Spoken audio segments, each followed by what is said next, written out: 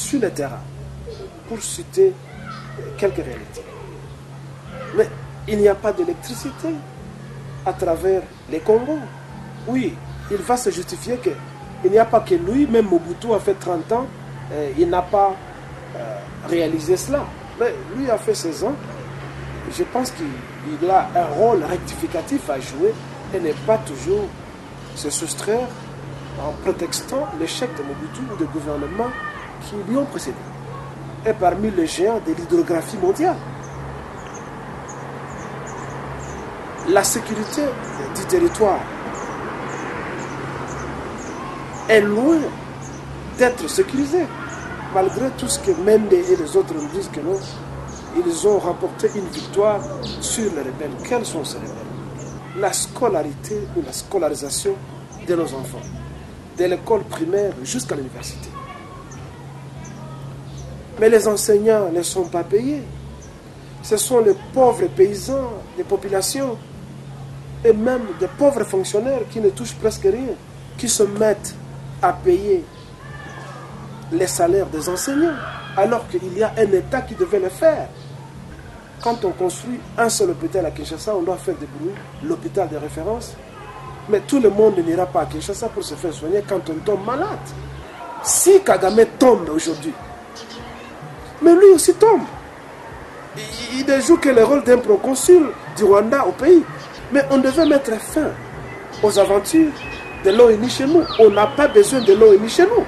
Monsieur Kelele, votre avis par rapport à la sortie de M. Ouf, de l'archibishop Coutinho en prison?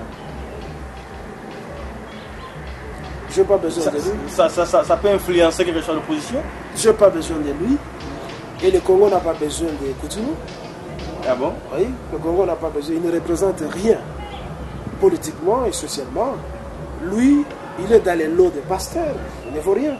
Non, il a pu chanter souvent le Congo. Mais qu'on fout qu'il nous Il était victime de ça même. Ben écoutez, il y a beaucoup de choses qui sont cachées, qu'on ne veut pas vous dire. Il n'y a pas que ça. Il y a beaucoup de choses.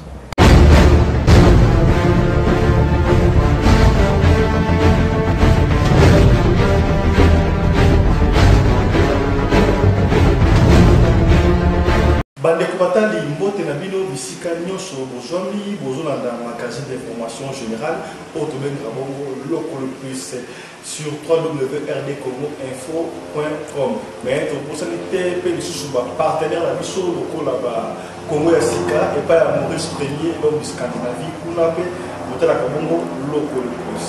Lelo tozola ba bongo un habitué de cette émission pour réunir bien le professeur Bibi Kilele Lelo Aye Zala qui a besoin pour ça l'analyse d'après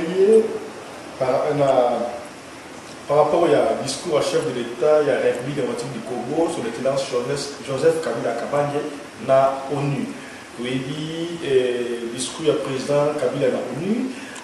C'est qui c'était mingi alors qui est Congo est debout, Congo est émergent.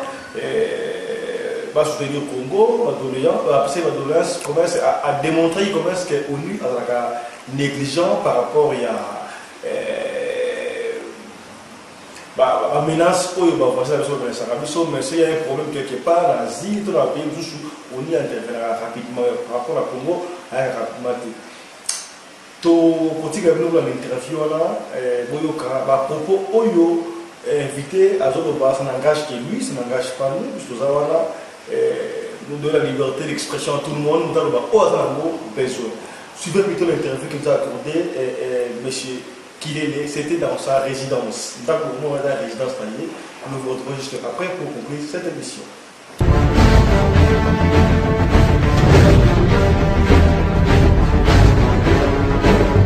Bonsoir chez vous mesdames et messieurs, merci de la confiance que vous accordez à cette émission Local Plus sur le www.rdcongoinfo.com mais aussi sur congoyasika.com chez Maurice Premier, l'homme de Scandinavie.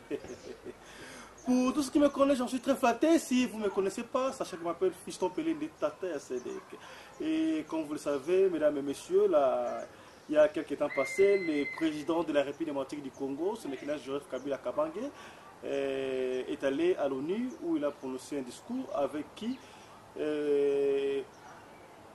il s'est plaint par rapport à l'injustice qui se passe à l'est du Congo. Et tout à coup, nous avons vu la réaction de l'ONU. L'ONU a même demandé aux rebelles rwandais de quitter le Congo dans un délai de 6 mois. Sur ce plateau, je vais recevoir M. Jemadar Vibi Kilele. Avec lui, nous allons décortiquer les discours du président de la République démocratique du Congo, chef Kabila Kabange à l'ONU. Mais aussi, nous allons faire un clin d'œil sur ce qui s'est passé au Nigeria, c'est-à-dire que l'écroulement de l'immeuble de TV Joshua. Nous allons faire des analyses là-dessus, qu'est-ce qui s'est passé juste et pourquoi ça s'est écroulé. Il va nous donner son avis. Bonsoir, M. Kilele. Bonsoir, Fiston Belende. Et voilà. Bonsoir à tes téléspectateurs. Voilà. Je laisse l'année, mesdames et messieurs, nous sommes ici à la résidence de son Excellence Jemadar Kilele, dans le Moni Oboye. Et ailleurs, en Afrique du Sud, alors. C'est ça, c'est quelque chose à applaudir. Un Congolais, ou exemple comme Néné Boye, comme un château, et pas la Bissokuna. Voilà. Mais c'est qu'il est. Nous avons tous suivi le discours du président Joseph Kabila Kabange à l'ONU. Il se plaint de l'injustice qui se passe à l'RDC. Je donne un exemple. Si il y a des attaques quelque part, ou soit les infiltrés veulent attaquer un autre pays, l'ONU intervient rapidement.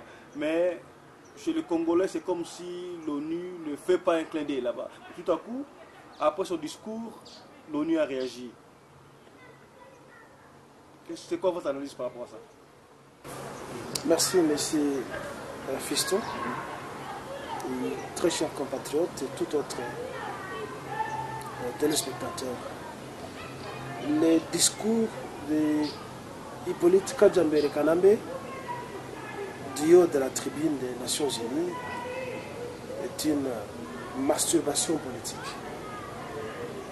Je veux dire, c'est quelqu'un qui se fait du plaisir dans un acte qui devait être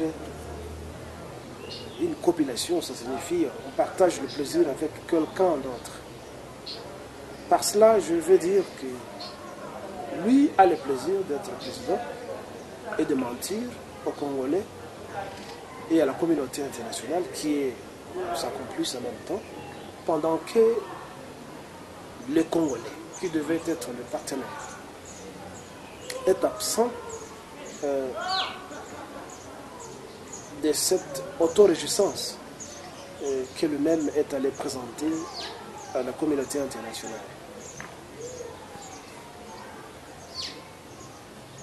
Ça a été un discours de la honte. Et quelque part, je ne peux pas les condamner parce que c'est un perroquet.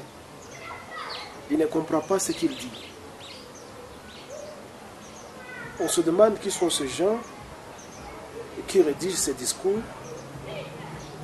et qui forcent toutes ces paroles qu'il dit là-bas. Chaque fois quand il se met soit à prononcer un discours ou à tenir une petite conférence, un point de presse qu'il n'a pas l'habitude de tenir d'ailleurs, parce qu'il a peur du média et du public. Il est tellement prudent, celui-ci. Voilà. Je lui en excuse parce qu'il n'a pas compris ce qu'il disait. C'est un discours creux, parce que c'est un discours qui n'a pas retracé les réalités sur le terrain. Comment ça? J'ai retenu un mot ou une expression, pour ainsi dire, qui m'a le plus bousculé et que j'ai trouvé de scandaleux, quoi. Et peut-être d'insulte à toute la communauté congolaise, de loin ou de près. L'expression était: le Congo, mon pays, est debout.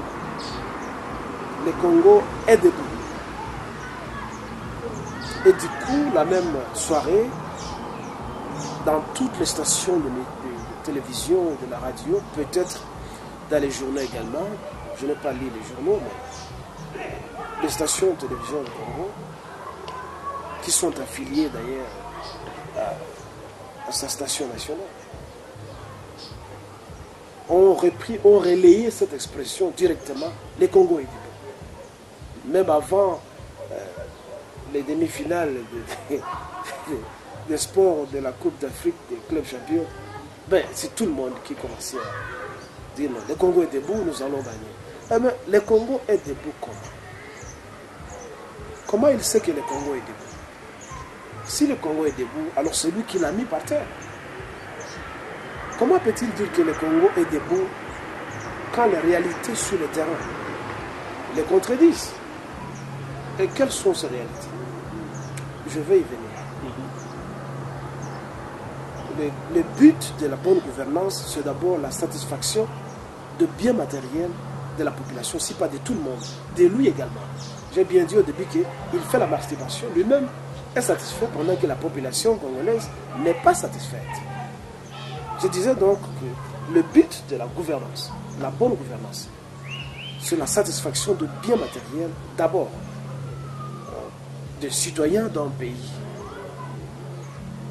Et lui, il n'a satisfait à aucun de ses besoins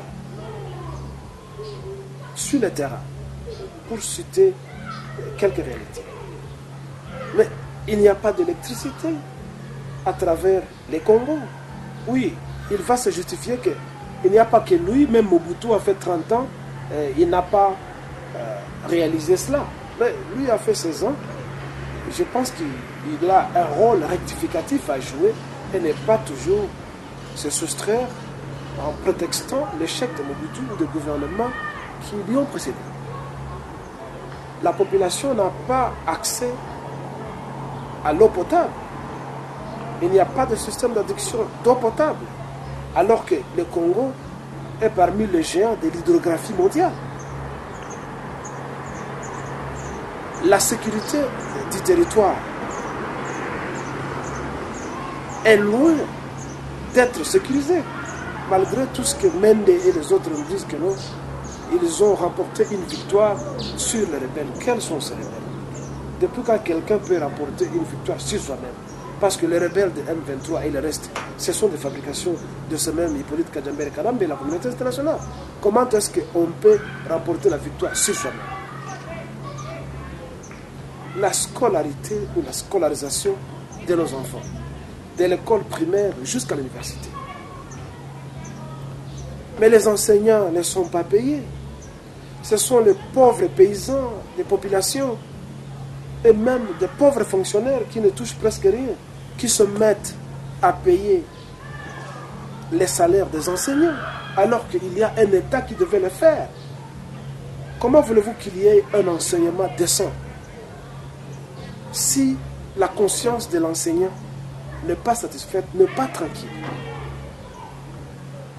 Les enseignants ne sont pas payés. Il en est de même de beaucoup de fonctionnaires, à part peut-être ces fonctionnaires qui sont autour de lui, les complices dans les systèmes politiques.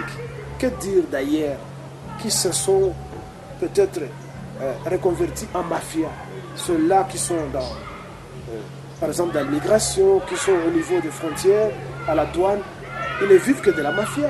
Il n'y a pas de salaire décent. Que dire des soins de santé de la population congolaise? Quand on construit un seul hôpital à Kinshasa, on doit faire des bruits, l'hôpital de référence. Mais tout le monde n'ira pas à Kinshasa pour se faire soigner quand on tombe malade.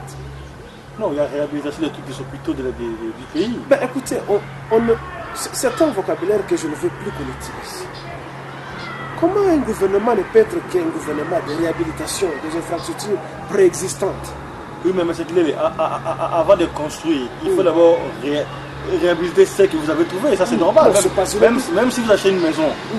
Non. Nous avons besoin. Enfin, chaque gouvernement a un programme. Ouais, ça. Et qui dit programme ne dit pas seulement un programme de réhabilitation. Ouais, ça. Nous avons besoin.